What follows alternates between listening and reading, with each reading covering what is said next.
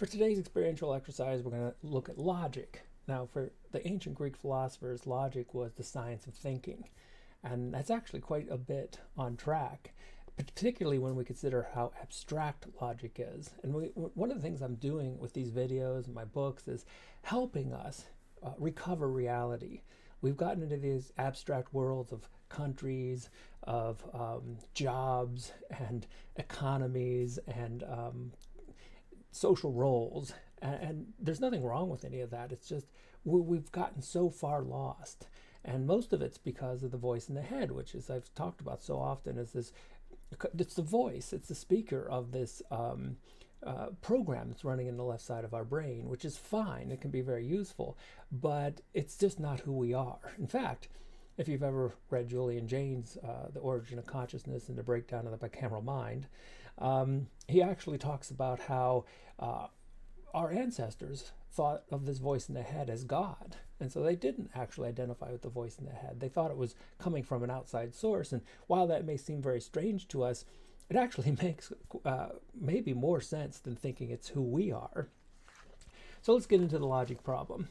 So as before, all you have to do, I'm going to give you a logic problem, and all you have to do is really pay attention to what's going on inside your skull. Chances are you'll hear a voice in the head and it will come up with the answer. This case, we're going to look at syllogisms. Basically, it's just a formal type of logic where it's just so abstract. And that's the wonderful thing about this. It's a blatant example of these abstract worlds, because we're going to deal with A's and B's and C's. And those are abstractions because they can be any concrete thing we want them to be.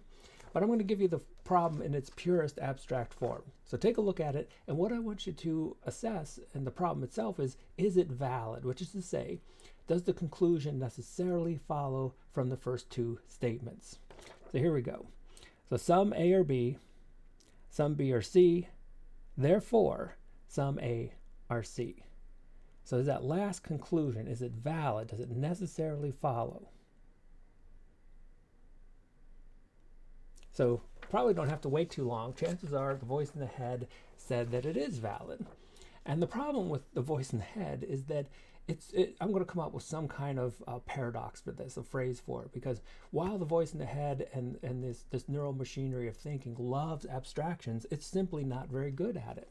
So let's go in and let's replace it with concrete. Let's bring back, let's do a Zen moment of clapping our hands and bringing us back to reality.